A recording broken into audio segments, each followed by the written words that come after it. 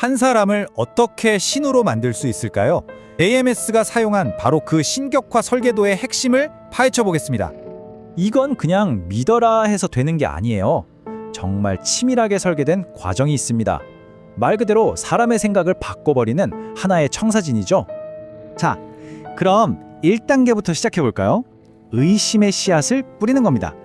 이 설계도의 첫걸음은요, 새로운 걸 쌓아 올리는 게 아니에요. 오히려 그 반대죠. 기존에 당신이 갖고 있던 믿음의 기반을 완전히 허물어뜨리는 것부터 시작합니다. 예를 들면 이런 식이에요. 성경의 여호수아 시대에 태양이 멈췄다고 나오는데 이게 과학적으로 말이 되나요? 이렇게 과학적으로 불가능해 보이는 부분들을 콕콕 짚어내는 거죠. 성경을 글자 그대로 믿는 건 문제가 있다. 이렇게 주장하면서 사람들 머릿속에 진짜 그러네? 하는 의심을 심는 겁니다. 바로 이 지점의 핵심입니다. 일단 기존의 믿음이 흔들리기 시작하면 사람들은 당연히 새로운 답을 찾게 되거든요. 그럼 성경이 대체 뭐지 하고 혼란스러워할 때 그들은 자신들만의 해석을 제시할 준비를 하는 거죠. 그리고는 이 구절을 당신에게 바로 들이밉니다.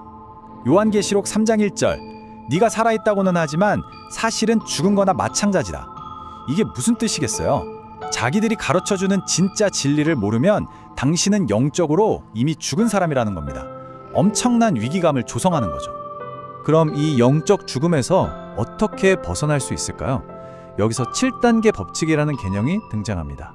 모든 우주 만물에는 법칙이 있는데 신과 인간을 연결하는 가장 중요한 최상의 법칙이 바로 진리라는 거예요. 그리고 그 진리를 어기면 영원히 단절된다, 즉 죽는다는 거죠. 당연히 그 진리는 자기들만 알고 있고요. 자, 이렇게 기존 믿음의 균열이 생기고 나면 이제 2단계로 넘어갑니다. 비어있는 그 자리에 자신들만의 새로운 운영체제, 새로운 규칙을 설치하는 거죠. 그 새로운 규칙의 핵심은 아주 간단합니다. 성경은 처음부터 끝까지 전부 비유, 즉 암호로 되어 있다 이거예요. 보통 사람들은 절대 풀 수 없는 비밀스러운 메시지라는 거죠. 자, 서경이 온통 암호라면 당연히 이런 질문이 생기겠죠.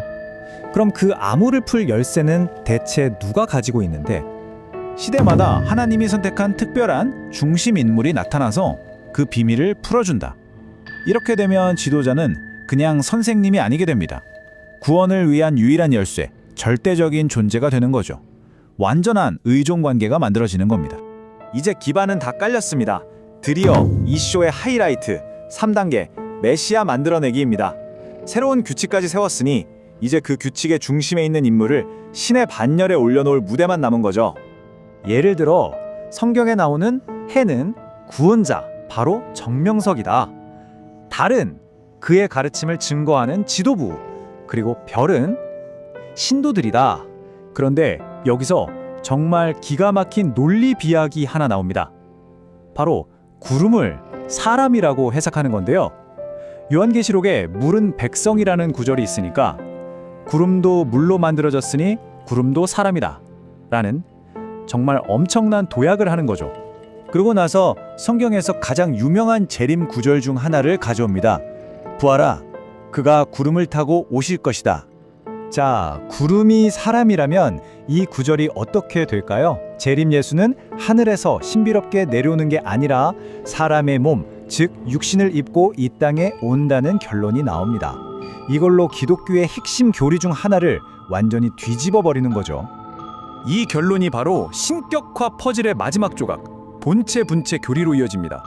간단히 말해 예수의 영은 하늘에 있는 본체고 이 땅에 선택받은 어떤 사람이 그의 몸 역할을 하는 분체가 된다는 이론입니다. 그럼 그들이 말하는 아들, 즉 성자는 누구일까요? 하늘에 있는 본체는 신성한 영이고 이 땅에 있는 분체가 바로 정명석이라는 겁니다. 이렇게 되면 그는 지상에서 유일하게 신과 연결된 통로이자 구원을 위한 유일한 창구가 되는 거죠. 지도자가 신이 되었습니다. 그럼 이제 마지막 4단계 통제 매트릭스가 시작됩니다.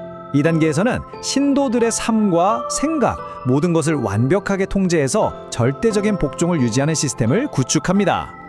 그들은 자신들만의 종말 예언 시간표를 만듭니다. 서기 688년에 있었던 어떤 역사적 사건에 성경에 나오는 특정 숫자를 더했더니 짜잔, 정확히 1978년 JMS가 시작된 해가 나온다는 식이죠.